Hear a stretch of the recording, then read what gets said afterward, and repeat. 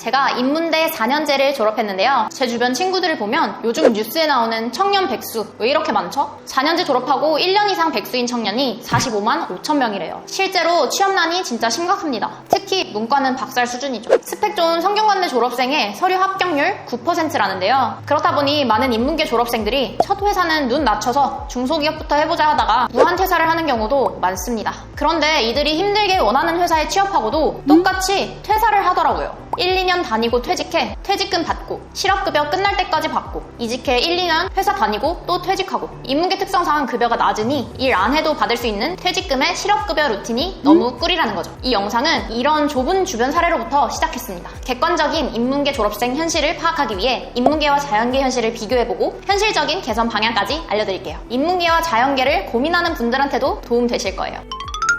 최근 서울 주요 대학 인문계 휴학생 비율은 무려 53.2%. 휴학 이유는 간단합니다. 취업 준비죠. 대졸자의 전공별 취업률은 다음과 같습니다. 즉, 인문계는 대체로 자연계보다 취업률이 10에서 20% 낮은 편입니다. 취업 정보 사이트 사람인 조사에서도 취업이 어려운 전공으로 인문계열이 꾸준히 언급되고 있죠. 대학 측에서도 취업률이 높은 자연계를 중심으로 운영이 기울고 있는데요. 최근 9년간 인문계 학과는 155개가 폐과, 반면 공학계열은 오히려 증가했습니다. 그렇다면 왜 자연계 취업률이 높은 걸까요? 자연계와 인문계를 비교해 볼게요. 자연계는 대부분 직무 연계성이 높은 전공입니다. 예를 들어 전자공학 출신은 반도체 쪽으로, 컴퓨터공학 출신은 개발자처럼 전공이 직무로 연결되죠. 최소한 관련 분야로 취업하려면 관련 학위 또는 관련 자격증이 필수고요. 반면에 인문계열은 직무와 전공이 꼭 직접 연결되지는 않습니다. 예를 들어 철학과를 나와도 전공을 100% 살리지는 않고 기획, 마케팅, 영업 등 다양한 길로 빠지는 경우가 많죠. 지원 공고만 봐도 전공 무관으로 채용하는 경우가 대다수고요. 비전공자도 전공자와 큰 차이 없이 일할 수 있지만 그만큼 전문성은 떨어질 수밖에 없습니다. 인문계는 돈 못 번다. 많이 들어보셨을 거예요. 취업을 해도 문제입니다. 연봉이 너무 박봉이거든요. 계열별로 평균 초임 연봉을 비교해봤습니다.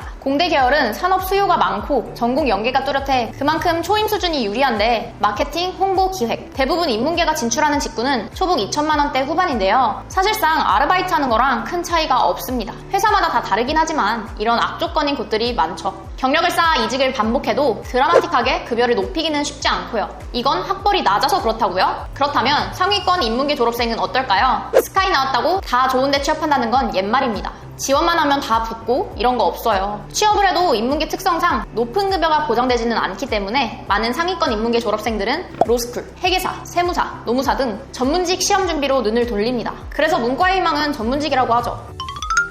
전문직 시험 패스할 능력이 안 되면 취업밖에 없는데 앞서 살펴본 대로 박봉이죠. 아니면 영업직 가서 능력껏 버는 것뿐이라 솔직히 일반 회사원으로서는 많아봤자 연봉 4, 5천으로 평생 먹고 살아야 합니다. 그래서 결론은 이겁니다. 흔히들 대학 가는 이유를 취업이라고 하는데 안정적인 급여를 받는 곳으로 취업이 최우선이라면 자연계를 선택하는 것도 나쁘지 않은 선택이라는 겁니다. 지방대 인문계 졸업하면 취업도 쉽지 않고 중소기업 돌다가 현타 와서 공무원 준비, 창업 등 진로를 변경하는 경우도 많은데요. 반면 지방대 공대 졸업생은 학벌 상관없이 과만 잘 골라가면 전공 살려서 제조업, 생산기술, 품질관리 등 바로 취업이 가능합니다. 취업 가능한 산업과 기술을 배울 수 있어 초봉부터 다르고 커리어 경로도 훨씬 선명하죠.